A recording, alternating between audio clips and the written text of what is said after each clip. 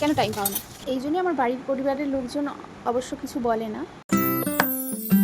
আজ বিকেলে ছেলে ও ঠাম্মি দাদুর সঙ্গে একটু ওর পিসির বাড়িতে গিয়েছে, আর এদিকে সন্ধ্যেবেলায় আমি খাওয়া দাওয়া একটু করে নিয়ে তারপরে এখন বাসনগুলো ধুয়ে নিচ্ছি। আর আজকে ভাবলাম যে আজকে তোমাদের সঙ্গে একটা লং ভিডিও শেয়ার করি। আমি তো সবসময় শর্ট ভিডিওই শেয়ার করে থাকি, কারণ টাইম পাই না একদম। আমার ছেলের পড়াশুনো থাকে আর বিভিন্ন রকমের কাজ থাকে, সেই জন্যে আমি কখনোই সময় দিয়ে লং ভিডিও করতে পারি না। এই কারণে আমার যে হারমোনিয়াম টিউটোরিয়াল চ্যানেল রয়েছে, আমি সেখানেও খুব একটা বেশি ভিডিও দিতে পারি না, কারণ ওখানে সবই লং ভিডিও। অনেকে আমাকে কমেন্টও করে, কিন্তু কী করবো বলো, সময়ের অভাবে দেওয়া হয় না। তাই আজকে ভাবলাম চলো যে কাজটা করছি ওটাই ভিডিও করা যাক। তো দেখো এখন আমি এগুলো ধুয়ে নিচ্ছি।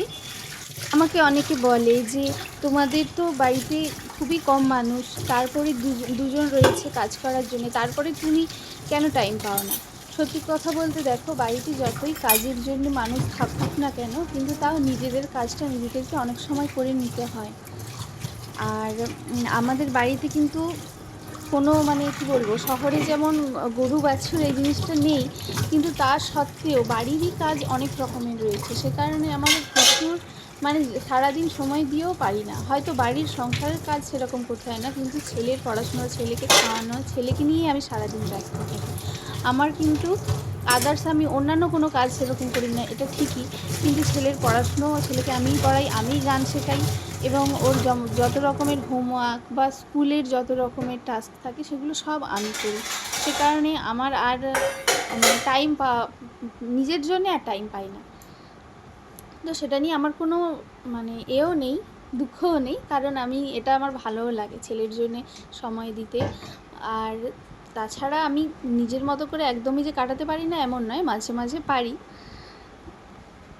আর জানো তো, আমি যে ছেলেকে স্কুলে দিতে যাই ওখানে বসে থাকি, ওখানে সব মায়েদের সঙ্গে গল্প করি। তো অনেকে বলে যে আমি ভোর 6টা থেকে উঠে সমস্ত কাজ টাজ করি, এরকম বলে। আমি ভাবি যে কিভাবে পারে। আর সত্যি কথা বলতে আমি কিন্তু একদম সকালে উঠতে পারি না। আগে যখন পড়াশুনো করতাম তখন কিন্তু আমি একদম ভোরবেলা 5টা থেকে উঠে পড়াশুনো করতাম, বা আমি গান শেখাতে যেতাম।